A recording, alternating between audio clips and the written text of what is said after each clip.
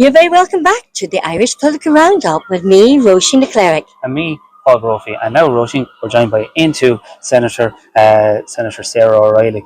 Sarah, you're very welcome to the Irish Political Roundup once again. I suppose me and Roisin were chatting, we were here earlier on in January, February, when the new Seanad had reconvened. How have you found the last couple of months as a senator? Well, I thought when I was talking to you in January that I was really busy, or February that I was really busy, but I really wasn't busy at all. So everything's heated up an awful lot since the committees were formed, and at that stage the committees weren't formed. So I'm on two committees. They start early in the morning and they could go on for 3 or 4 hours. Very, very interesting, really enjoying them. But it is busy. It really is busy, and it's enjoyable busy. Sometimes, I suppose the longer you're doing it, the easier it becomes. It is difficult for new senators. There's so much information coming in on your emails every day, all the time, keeping on top of it. And particularly with pre-budget submissions, every organisation in the country is up in the AV room or in Buzzwells, and they want your attention and they want money, and they're making strong cases for that. So really busy, but really good. Yeah, enjoying. And what committees are you on? Well, I'm on the agricultural panel in the Seanad, but I didn't get on the agricultural committee. Paul Lawless from Aontu, he's on the agricultural committee, and that's great that we have somebody on that committee because it's really important and everybody wants to be on it. I'm on social protection committee and rural and community development, which is really good, and I'm also on the fisheries and marine and fisheries committee, which I find really interesting as well, and they're really enjoyable. And there's so much to them. I suppose there's things I didn't realise, like I'm desperately looking for a local link for my area. Yeah. And it's great. Rural and community development actually are over that part of transport. So very interesting, and lots of groups like carers and foster carers, meeting all those people who depend heavily on back to school allowance and all the allowances and social protection needs that families, particularly carers and foster carers, want.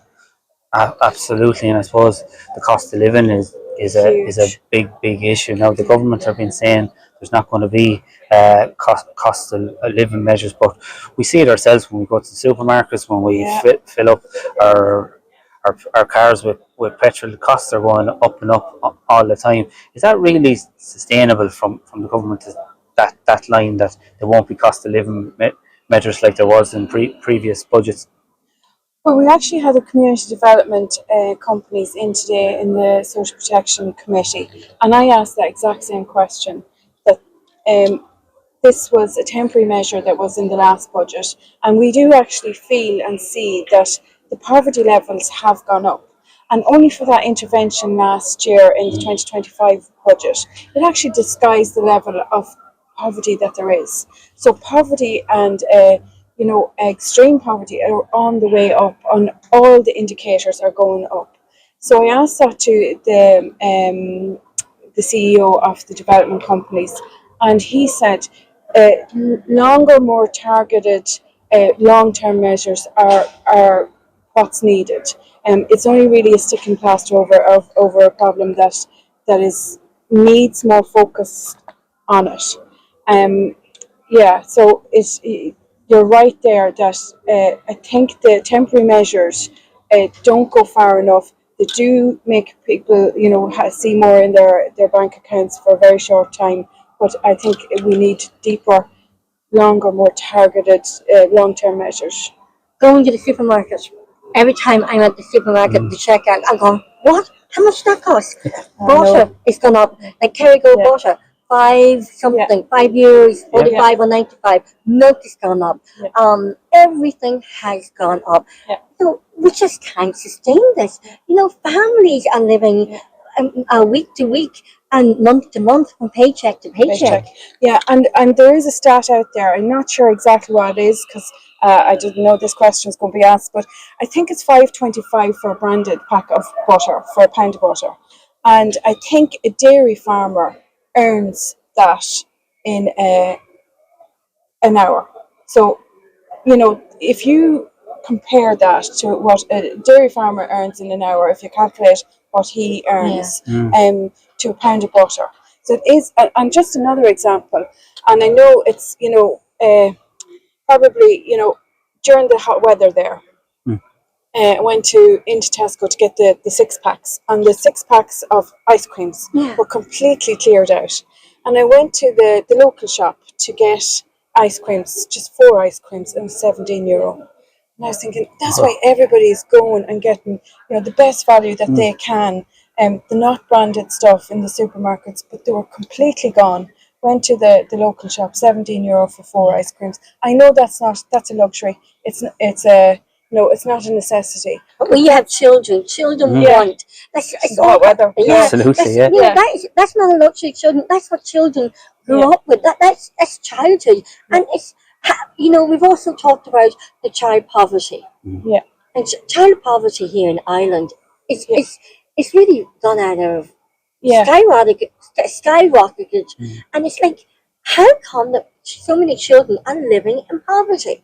And also the fact that we're a wealthy country, and we've been told all the time that we're a wealthy country, and I suppose we don't feel wealthy. For a country that is so wealthy, the people of the country don't feel wealthy. They feel pinned to their collar all the time. Yeah. And you sent out a press release. My phone now. You sent a press release saying your phone has been hopping with farmers who are really knocked sideways by the current proposals of the European Commission surrounding the possible merging of CAP funding. Talk to us about that. Yeah, well, this is just another kite flying exercise. This is a proposal. It's nothing in concrete yet, but these kind of proposals and kite flying really do send shockwaves through the farming community. And the biggest thing you can do is to an industry is make it insecure, and that's what these announcements, and these proposals do to farmers, and that's creating a whole instability and a whole questioning, and fear as well. And I think. I suppose it has to be discussed. I know that the European Union are, talking. There are talk about reductions, and I suppose we would hope that our ministers, when they go to Brussels, that they fight really hard for the Irish farmer and do the job they're supposed to do, and not allow other countries that maybe agriculture isn't as important to dictate what the Irish farmers need to accept. You said in your statement this morning that your constituency of Cavan Monaghan farmers are already disadvantaged and running at standstill and have to contend with these unique challenges.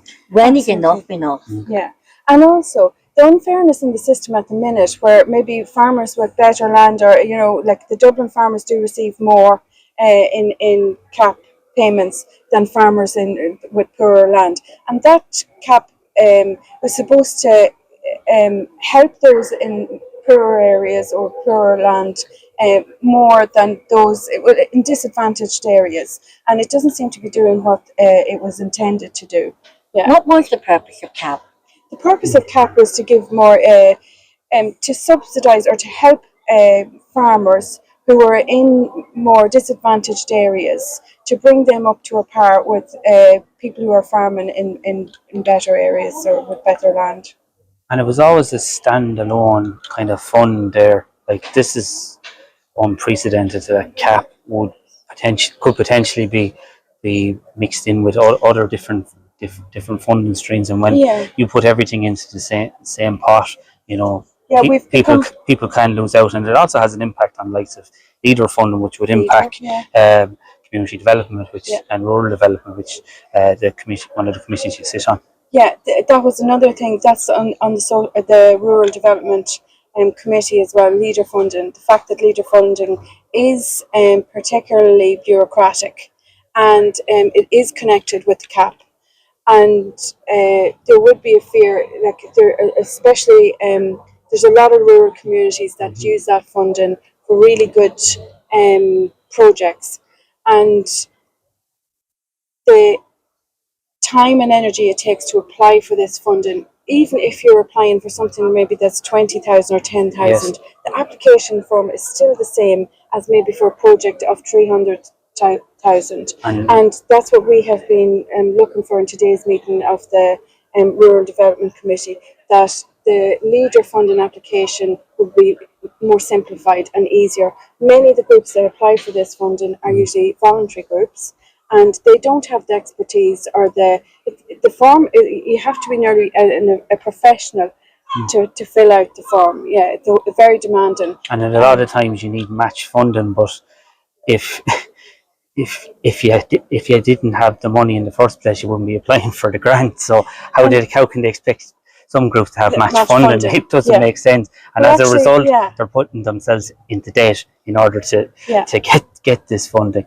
Well, that was another ask of the local development companies today, that the government in the budget provide 3 million for match funding, and that in turn would release maybe about 3 million. Okay. Yeah. So it would be a good investment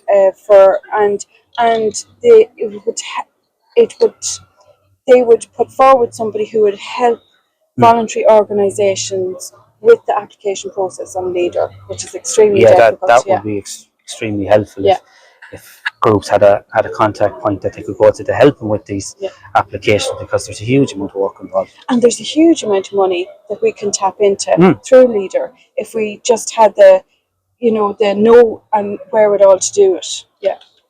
And Senator O'Reilly, you have been very vocal regarding the gender ideology. And it's been, yesterday was 10 years of the Gender Recognition Act. Talk to us about this. Where is this ever going to end?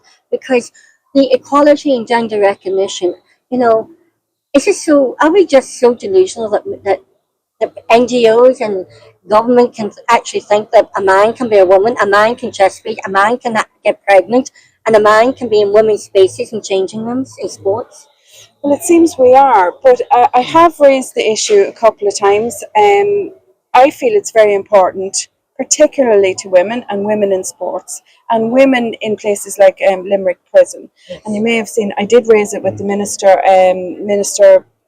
Chleirigh, and he kind of pushed me off it and distracted from it the first time I asked. And the second time I asked, he laid responsibility at the door of the Minister for Education and Equality. Equality and Norma Foley's department.